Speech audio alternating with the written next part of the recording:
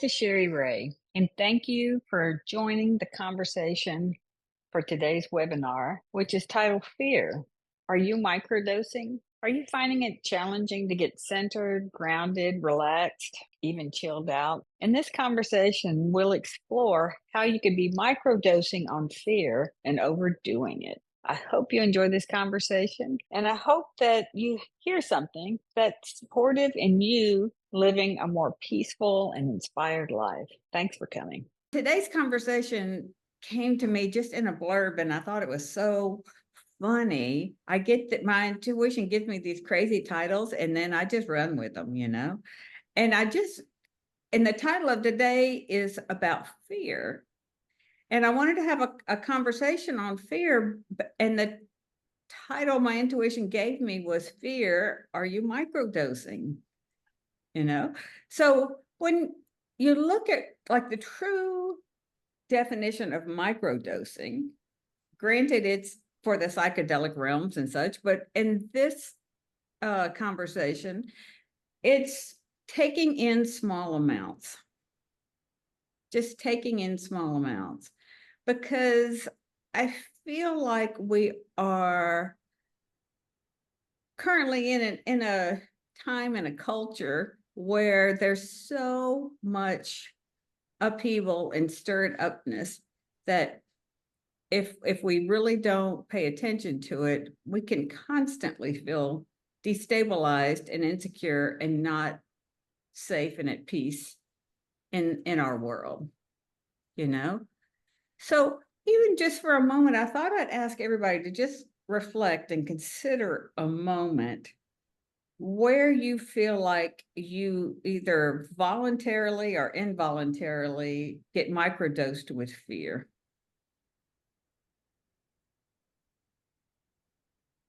Yes, please. I mean, when I saw this invitation, I said, "Oh my gosh, how much more timely could this be?"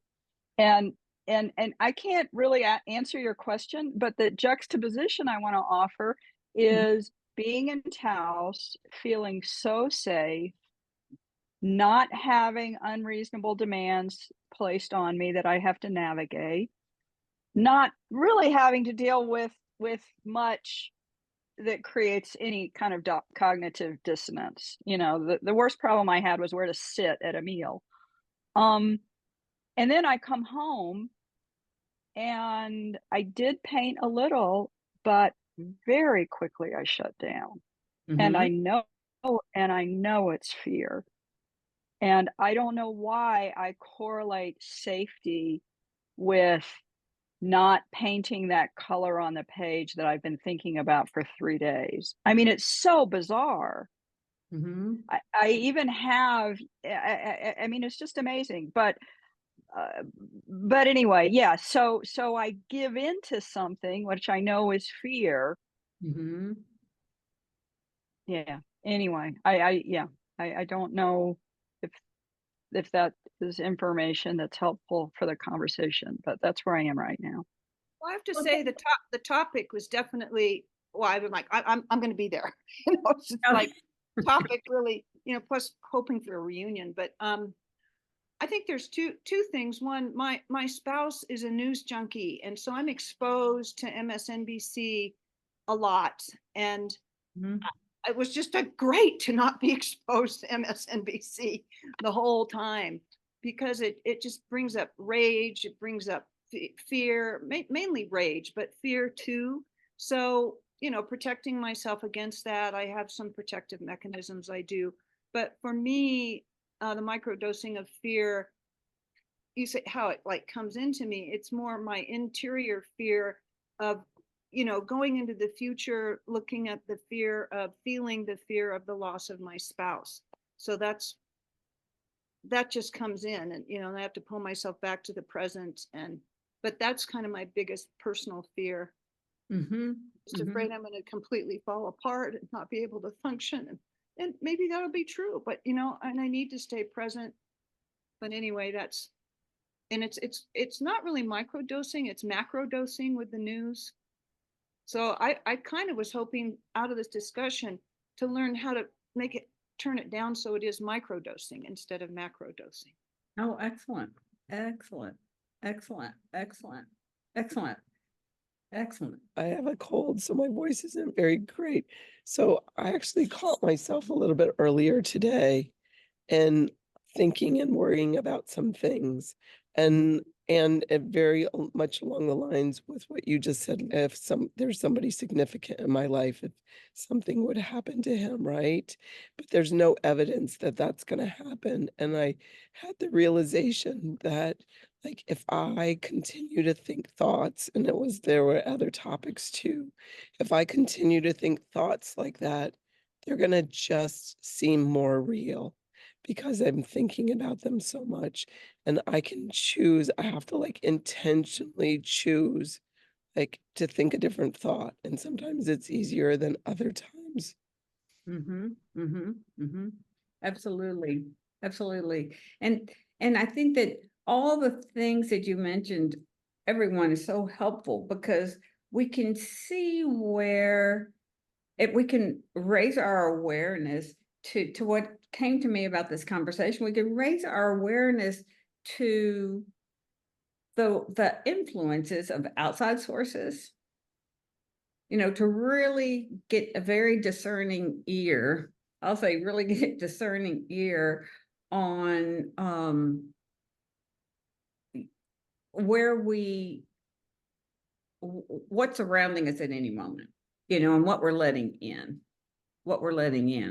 And I think that that's one way of really hearing that about how much gets absorbed, because for people who have painted and for people who haven't painted, we don't paint with music because it's an influence.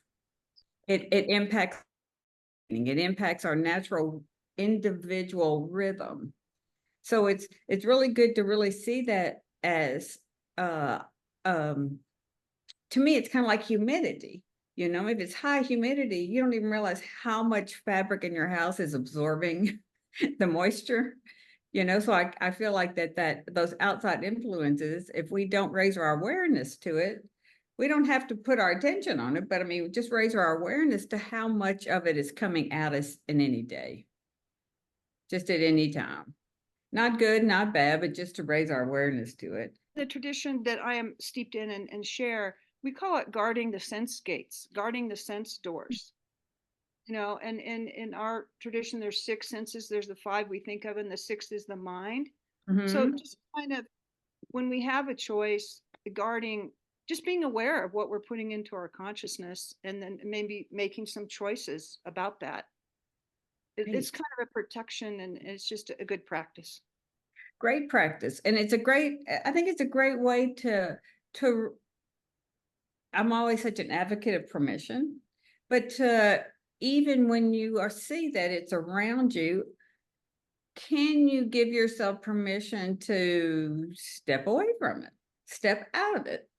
Just because to me, it's like a diabetic eating too much sugar. You can just make another choice, but it's good to check inside you if you let yourself have that level of permission to make another choice. We don't say people have to do anything different. They don't have to be any different than how they are, but we can make choices on our behalf. Whatever might feel like a better choice for you at that time. So I'm not asking you at all to rearrange the circumstances of your world. I'm asking you to really give yourself a level of permission that lets you be the gatekeeper, like you mentioned, and make a choice of those outside influences. And the second thing I wanted to bring up was about conversational dosing. Okay. Conversational dosing, because everybody is stirred up.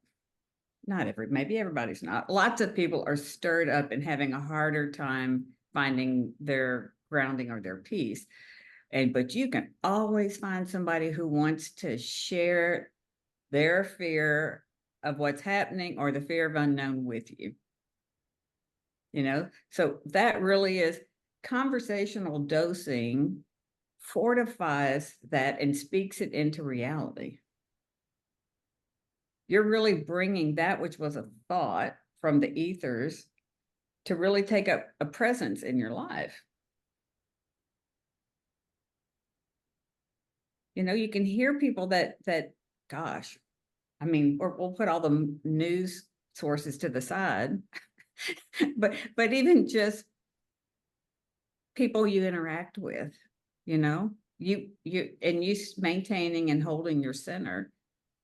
Do you want to validate their fears and speak them into reality? Do y'all notice that at all? Well, I Of just have course. a prime example, but I'm not going to say what was spoken into reality. But Good. what I think it was a meditation student. I work with meditation students. She lives in Manhattan, and she said, you know, everybody's talking about, and she said X, and she said, you know, haven't you heard that? And I said, no. And I've been guarding myself against thinking what she spoke over and over again, because it's not something that I want to speak into reality. Mm-hmm. Mm-hmm. Vivia. I kind of was listening to Lucinda, so I've lost my thought, but I was just agreeing that whatever you were saying, that's Oh, about definitely my conversational experience. fear. About conversational fear. Yeah, it's a little way for us to do a tune-up on our own reality. You know, we can tune up and tweak up. And when I say tweak up, even become more aware of our role in it. Janet. Yeah, I'm gonna give two ways that I've been in that role lately. You know, coming off of Taos, you know, to me that was I really don't say this every year, but maybe I do. I don't know. Anyway, it was a big opening for me. And, you know, trying to be, you know, more open about my own, you know, like, what am I doing? You know, how am I being in the world? And two things happened. One was I got home and had a long catch up over the phone with my still working full time, more than only sister on the phone. And totally forgot. My daughter clued me, my 27-year-old daughter, who is also close to this woman, my sister, clued me in a long time, you know, in the last 6 months. She said to me, Mom, I don't know if you really know this about your sister, but she really is sensitive to, she goes, maybe it's because she's in the trust and estates business. I don't know. So, but she really is sensitive to talk about personal tragedy and death. She really doesn't want to hear who died from you in y'all's deep, dark past. You know, now that people are, you know, y'all are getting a certain age and people are passing on. She goes, you need to understand that if she had wanted to know about that, she'd be keeping up. And I forgot it. And there's a tragedy in my first in-laws family that it truly was. And the reason I was relating it is because I don't know about you, or maybe it's just a Southern thing. I don't know. But when strange and hard to understand things happen, typically in my background, we would talk about it, especially the women in the family go like, wow, this thing happened. And I don't know how to make, you know, what to make of it, except that, you know, it was a big, you know, example of despair, you know, which is just something to ponder for me. But then I realized after I said that to her, she didn't say anything negative. But, you know, after the conversation was kind of going somewhere else, she goes like, boy, you are really Mary Sunshine. And I was like, oops, I forgot. She did not want to hear that. And I think, you know, I didn't understand the topic being what it is, but I think you're right. I think, you know, sharing those kinds of things that aren't necessary. But on a micro level, like today, the other thing I did was we had a freak snowstorm here yesterday and went on all day long. We got 3.5 inches and in a really short amount of time, and it was just a lot. And our trees, the trees that have already started to leaf out, we had a lot of limb damage. And this morning, my husband said something about getting out the chainsaw. And I'm from, you know, a rural area, let us say, that where every time in my childhood some grown man got out a chainsaw, there was a big trip to the hospital involved that never went well. So so I say to him, just voila, microdosing my fear or spreading it around, like, ugh, that's why we have a much younger guy that helps out around here. Could you please call him? Blah, blah, blah, blah. And then I realized later, okay, first of all, I'm fear mongering. I'm sharing my own fear of what might happen. And also, that's kind of insulting to a grown man to tell him he can't use his chainsaw. I mean, so that is my issue.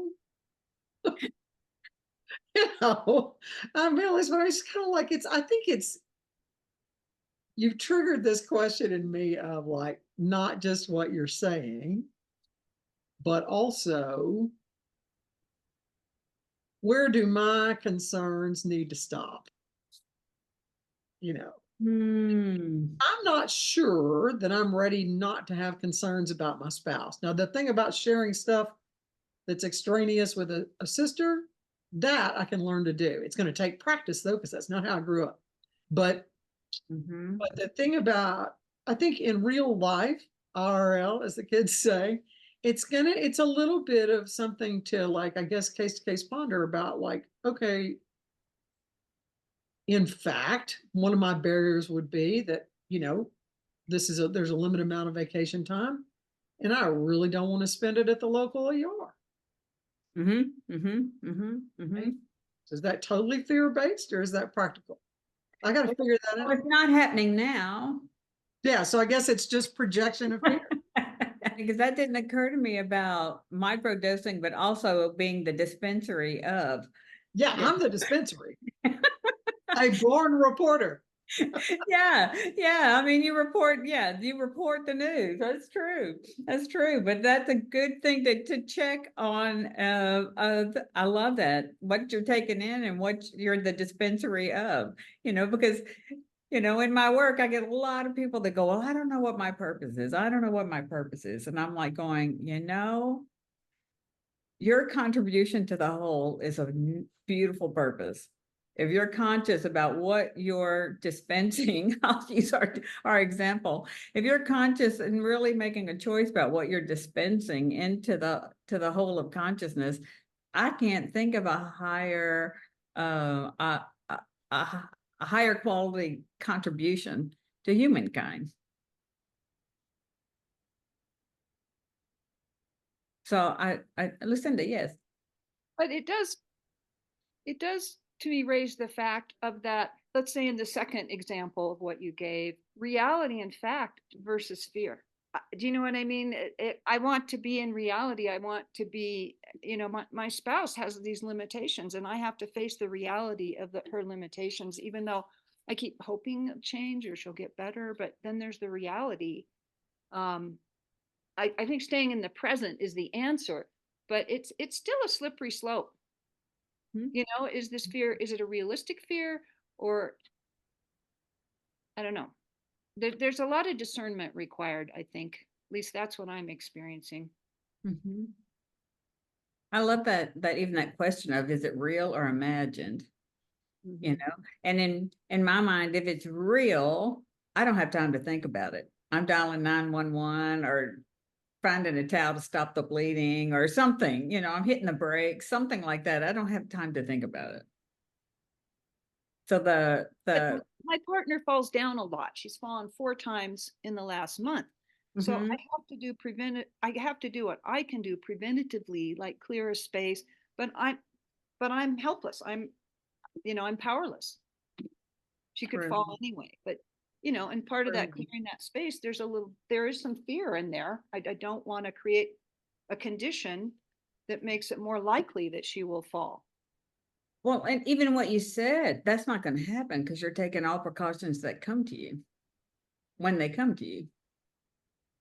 Right. So what are you saying that illustrates? Well, you're doing everything that comes to you. Oh, okay. And what truly happens, the less you have on your mind, the more opportunities you'll see what would be helpful. I see. Okay. Yeah. Thank you. The quieter it is up there, the more you'll notice something because you're not fearing something that's not even happening, Thank you for that. You know, I was thinking about the fear too. It blocks the intuition. It sure It does. really, really blocks intuition. I mean, it just clouds it. It cuts off the access. I think. Like I like to say, like you park on the hose. There's no flow at that time because you've been hijacked. You have been completely hijacked into the fear realms, I'll say, or the hell realms, whatever you want to call them. Yeah. And so the third part is like, in addition to like what's inbound, what's conversational. Well, I'll say the fourth one, because I love the idea of the dispensary. What are you dispensing? And then the fourth one being like really seeing your relationship, what comes into your own mind.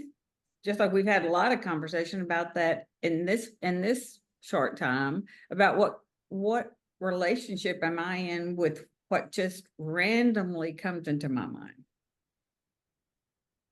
and how much of that is steeped in fear, what just randomly occurs to you, the what ifs, I'll say the things that in our own separate reality, our own separate mindset, what occurs to us. Like, for instance, you hear the chainsaw,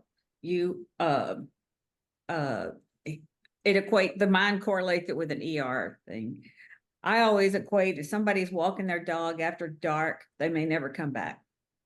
You know what I mean? Because there's a bunch of booga out there in the world, and they could never walk back in that door. But that doesn't occur to anybody else in the conversation. They've just gone out to walk the dog and they'll be right back. So it's like you can also gain more awareness about what your own head, how your own head is microdosing you all the time with what is uniquely yours is not a problem. It's just knowing that it's unique to you. The fear of this or that, what your mind makes up, if something were to happen, it just seems to make so much sense to us that how come nobody else is getting worked up about this? And it's nowhere even in their solar system. So that part about just the way this part of us that is not to be controlled, it can't be controlled, that thought generating component within every single human being that generates thinking all the time. We can't stop it. We don't have to even be upset about the content, but we can have a different relationship with it, to just see it for what it is versus seeing it as informing you of something that's actually happening in this moment, in real time. In real time, your relationship with how you microdose yourself or macrodose yourself with the consistency of what you buy into. What you buy into. So on that part too, it's like when we're working on, really starting to be curious about having a different relationship with all that's coming into our mind about our concerns. It's good to see that you're involuntarily leaving your current reality. Moment to moment. You're involuntarily leaving your reality and generating a new one. Because it's not happening. It's not happening in real time, but you're creating a reality that floods your body as if it is.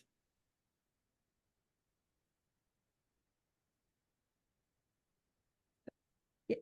So I think that piece about really listening to see that you've left your reality. Because like right here, right now, if we check in right here, right now, we all appear to be pretty well comfortable. We have a roof over our head. We're in a great place as far as this moment, but how fast we can board that train to a totally different reality, and it happens so fast. But really check in. It's like, wait a minute, no, I'm good. I'm good. Come back. Come back. Come back to right here. Come back to right here. So does anybody have anything they want to share just on what we've spoken of so far?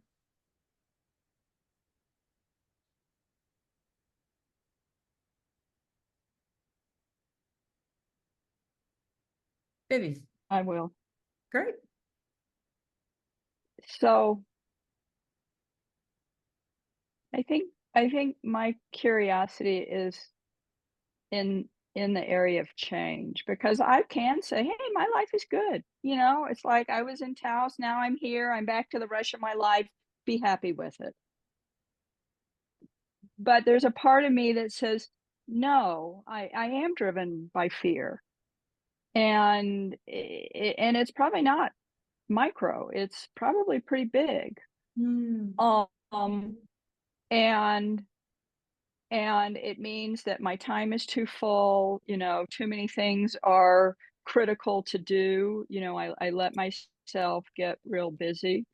Um, and I feel like everything's okay, you know, because I am getting things done. You know, there are moments when I don't, but you know, I do take those pauses and I do say, okay, I have time for 5 things and I have 10 things to do. You have to make some choices, you know, and I can function. But there's still something I want to change because I know something can be different and better. And I'm trying, you know, there are little things, but there are probably also a few big things. And maybe it just comes down to being kind to myself and saying, you know, you're doing what you can, and that is enough. But Right. And but if you could really give yourself more credit than you're doing, I'll say your highest self more credit, because whatever changes we need to make, we'll find ourselves making them. A lot of times it will find ourselves doing it. We'll find the current of life is kind of carrying us. You know how in if you kind of reflect back on your life and you look at kind of the ways the current has carried you, I don't know about you, but a lot of times it's like, wow, I just kind of, I'm not going to say worked my way to it, but it looks like the current carried me in different directions to do different things. Now, there's nothing in the world wrong with having goals and picking things and you know, say you want to write a book. It's like, great, you know, make a plan to write the book and start, you know, breaking it down and write the book. But also in that place about how much peace are you in, whether you write the book or not. You know, and I right, think the more that we really allow ourselves to be all that we are, and I'll say permission to be all that we are, permission to make less of me a problem, permission to quit kind of pecking our own eyes out, you know what I mean, about what we think is not okay with us, and really say, God, this is just part of, where's the acceptance for just all the parts of me? yeah, yeah, you're absolutely right. The current will carry you. You know what I mean? The current will carry you at some it might be like incremental micro dosing choices to Right, something that just looks real obvious. right. And To some, I know yeah, that that's happened to you. And then in just areas where all of a sudden something looks obvious and I need to take an action on this or that. And it yeah, just did. And then all of a sudden it kind of looks obvious. So, and that way of also playing with the to me, that fear, inner fear dosing is when we think, I'm not making the cut, or I should be doing more, or I should be different than I am, or I should be taking my life in a different direction. It's like, well, if there's no inspiration for it and it's all thought based, it's all based in some judgment that is exactly not of this moment. And if it was of this moment, you'd be in the straits of doing it. Right. Yeah.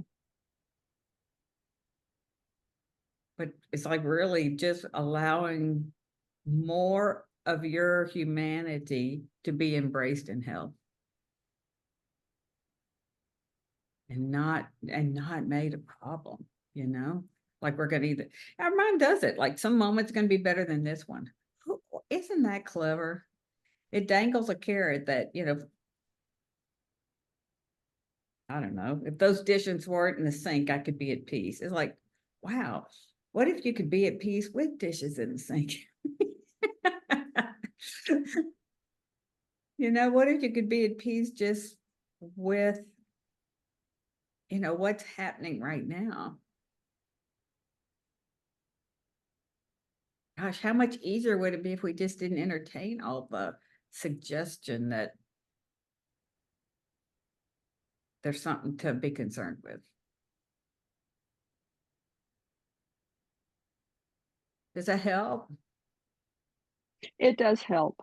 It helps, but there's a lot to be concerned with. I'm not so sure. I'm not so sure because it looks pretty peaceful right where you're sitting right now. Even my little kitty cat is she's very happy. Yeah, take a lesson. Take a lesson.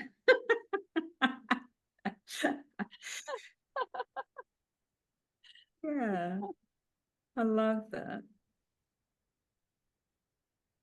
But you're right.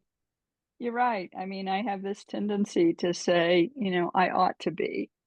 Mm. And I kind of transport in my reality into something that's imaginary, and I can catch myself and bring myself back, but there's always this idea that when I bring myself back, I'm still working towards getting there.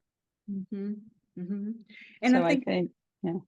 And I think it's real interesting, Vivi, about the becoming aware of the space you leave. What's in between that space? You know, it's not the present moment. Right. Between being right here, right now, and whatever seems to be, you know, that reality that's popping up over there. And then our mind gets busy in that zone. And it's like, wait a minute, what if I don't even, what do I do between being okay and this? What happens? And I think it's something to watch and notice in a way of. Okay, can you clarify for 1 second? You betcha. About where you are now, which is a fairly peaceful place, a space on the way to something else. And is the something else fear that you're talking about, or what is this something else over here? Well, the something else over there is kind of like we took the dose. You know what I mean? We're fixated on that, whatever that is. We kind of took it and created a reality out of that thought. Okay, so you're like, I'm just trying to understand this. I'm sorry. It's so helpful. I'm glad you're asking. So I'm eating avocado toast, and there's the conversation about getting the chainsaw out. And so the destination that you're talking about is fear of chainsaw ER land. Yes. And the space between just eating my avocado toast and being mentally in the ER with a chainsaw injury. You're saying to watch what's happening in between, how you got there, so that you don't travel there less and stay anchored in the present more. Yes. Is that right? Yes, exactly. Okay. You can see how much gets stirred up in you between avocado toast and having the full experience of being in the ER and dealing with insurance companies on the claim and what that's going to involve in my time and how much is that going to cost. Not to mention, you know, the tragedy of your beloved getting hurt. You know what I mean? That's where all that gets launched. The avocado toast was just fine, but then there was a launch pad not even 1 second later to all of that other stuff. So I'd say the answer in this case is, you know, the bridge between those two spaces was looking to the past. Or just And noticing looking to the what your future at mind, the same I time. think, Because remembering past disasters and looking to the future, disasterizing out ahead of yourself. So is the answer, sometimes must be you literally are leaving the present where you are and traveling back in time and forward in the same moment. well, and bottom line, even if you distill that down, you can distill that down to how busy your mind is getting over something that hasn't happened. Or it hasn't happened in this moment. It's completely neutral, getting a chainsaw and having avocado toast, it's completely neutral, and just noticing how much gets stimulated. You see what I mean? So at any moment we can just, wait a minute, bring it back down, bring it back down. But I could be using for something else. Yeah. Yeah, so it doesn't even have to be related to the past, or it doesn't have to be related to anything to notice how busy our mind can get on a topic. But definitely we're creating a reality that's not occurring at that moment. Innocently, I love that word, innocently. It's all so innocent. We get to wake up to some of this stuff. We get to, if we want to.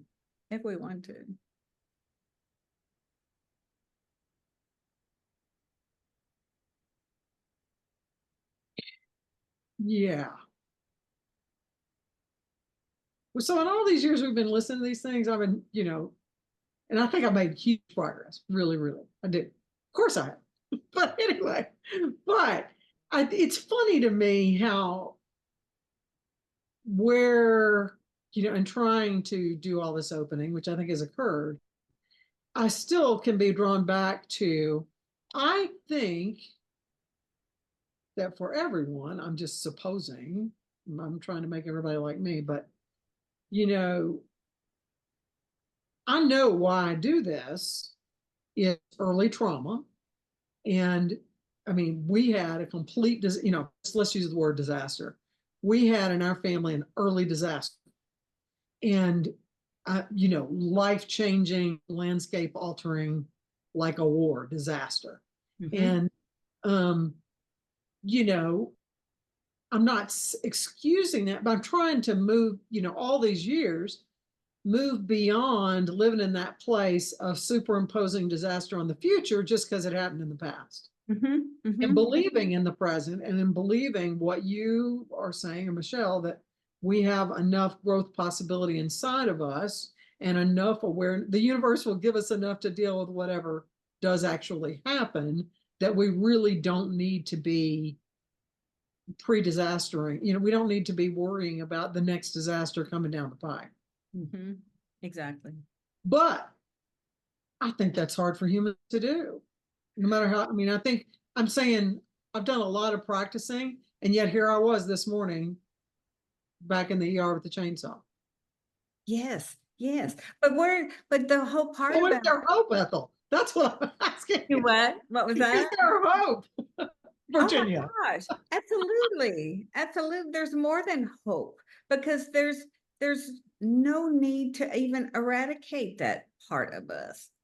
It's just to wake up to it, to where we don't dose ourselves with tragedy every time something outside stimulates it.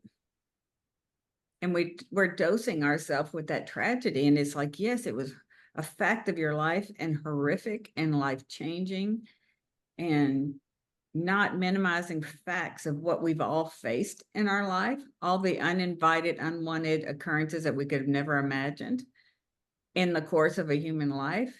We've all met those things, but we can embrace the part of us that innocently fears tragedy again.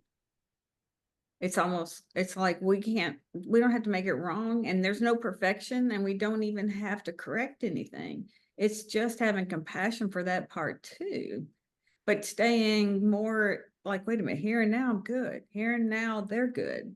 Wait a minute. Don't, just give yourself some breathing space for the journey of life.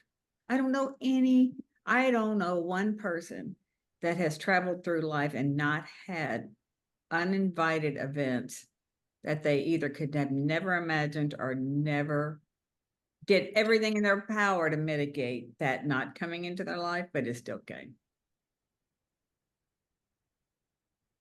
Which So you think it's not a thing of improving so much as just having compassion for that aspect of being a human. exactly. We all have, in hopes of lessening its impact on the here and now. So you suffer less, so you hit your finger with the hammer less, just through that internal dialogue within yourself of where it kind of defaults to take you, but you can just learn to move your finger a little to the left where you don't hit it with the hammer in the same way every time. And in that same place, I wanted to bring up, it's like, because we can't anticipate what is going to happen in the next minute or the next 5 years, the next 20 years, we don't know. But I do want us to look at what is innately inside all of us is a capacity to address what did occur and a capacity to, rise to the occasion. And even the capacity to, that there's a built-in capacity for us to like today, to not feel lost like we felt it at one time. And that's to me not intellectual. It is a component within us that is our innate resilience that just supports us when we don't know how we're going to find the next step, or we don't know what we're going to do next, but somehow we do something next. And it's not intellectual. Just like the intelligence that grows your skin back together when we cut it. I don't use my brain to do that, but there is an intelligence that supports that happening.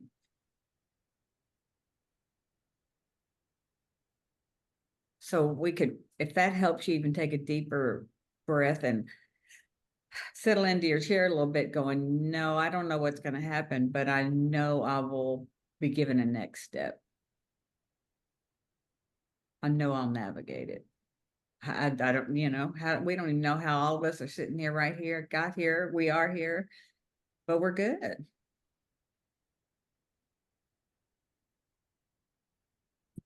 I really like all that, Sherry. Thank you. Yeah, we underestimate this intelligence that supports us physically. We see it physically, but we just don't feel like it's there emotionally, spiritually. It's there.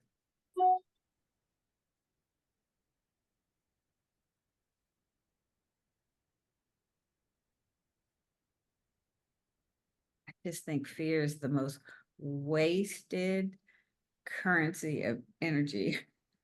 We all do it, we all walk in it, we all fall in it, but it's like, how can we come back in that place of really caring for ourselves where we can wake up to where we're ingesting are not, ingesting fear where it's just not necessary. It's not helpful. It's not helpful in really embracing this great life we've been given, warts and all. Is fear ever helpful? I think it is in the well. Say you're walking down the back streets of Manhattan. Maybe it's your intuition. Your intuition goes, "Get off this street," that, and you take a left instead of a right, and who knows, But it's an intuitively kind of a informing. And I think that's where I have the difficulty, because there's a fear that's kind of, paralyzing. And Hmm. that, when I think fear, that's what I think of. And I Mhm. don't think that's ever helpful. I No, mean, I agree. that's why we have professionals, because they're trained not to do that. Right, right. Um, and yeah, I mean, there's caution, and there's awareness, and there's knowledge, and there's history. But, you know, I can be thinking about, my man with a chainsaw, or his variation on the chainsaw. And I can say, I know what road we're walking down now, and I can, respond fearfully, or I can sit down and breathe and say, maybe let's take a few minutes to talk about this before you go get that chainsaw, or whatever. It's still using that knowledge that we have. It's but it's working with it differently. And I don't know that that's fear. I- No, I- well, my part is in this fear part is waking you up to, are you suffering unnecessarily? Very good. Yeah. Yeah. Yeah. Well, causing others to suffer much. Oh, I know, I know, I know. I just laugh sometimes because like whoever is choosing to do whatever it is they're gonna do. And if I gave myself a second, I'm like going, wait, they know a whole lot more about what they're about to embark on than I do. And my mind is so arrogant, it thinks it knows where that road's gonna go. I just crack up, to that place of like, I get the current flavor of booga booga my mind offers up. You can kind of get the flavor of it after a while. And to your point, I love what you said. It's like, okay, wait a minute, time out, time out. Can we have a conversation about this to see how it's going to play out? You're not gonna like get on the roof and it's got frost on the roof and you're got the chainsaw and you know what I mean? If it involves going on the roof, could you let somebody else do it? You know? Mm. But you're right. Breathing is a good antidote to fear. Yeah. If it And when you have that intuition, you're usually breathing. you're usually breathing and it's like if you'll really see that intuition or higher wisdom is available in the moment you need it. Like you Yeah. said, it's live in action. Turn left, turn right. No, stop. Think. You're engaged, but wisdom will drop in that is 100% relative to that moment when we're in the moment. Mhm. Mhm. But I think we all have gotten so highly skilled at risk management, but it's risk management of the unknown. And then something happens right in between the cracks of those two knowns, that you didn't imagine or doesn't happen at all. Right. Right.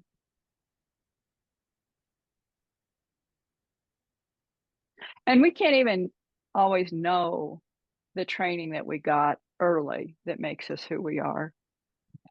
No, no.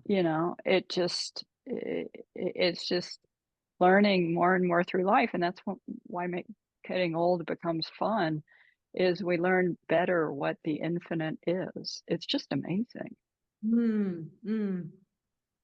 And you said something to me painting, and I said, well, this feels like X, and you said, well, maybe that same feeling is a different message. And it's like, huh. Because it was the feeling that I was responding to, it wasn't necessarily bad. It's just I had an idea about what that feeling meant. Mm, mm, mm. And you gave it a more positive, more neutral kind of positive. I mean, more kind of, it is what it is, rather than it had some judgment wrapped around it. A particular label, it can be a bodily sensation without a label. Yeah, sure. It can Well, be yeah. awareness of something without a label. And then Mhm. before you know it, the experience is come and gone. Mm. Mm-hmm. Mm-hmm. Well, this has been delightful. I mean, I just thank you all for coming and kicking in and having the conversation. It's always my pleasure. Wow, well, that was fun. Thank you so much for coming to this conversation. I love that we discovered 4 ways that we could be microdosing on fear and not even know it, and that there are really common sense ways that can support us in seeing how we're microdosing. And to me, that's one of the great things about life is that we get to wake up more and more and more. Thanks again for coming, and we'll have another conversation next month.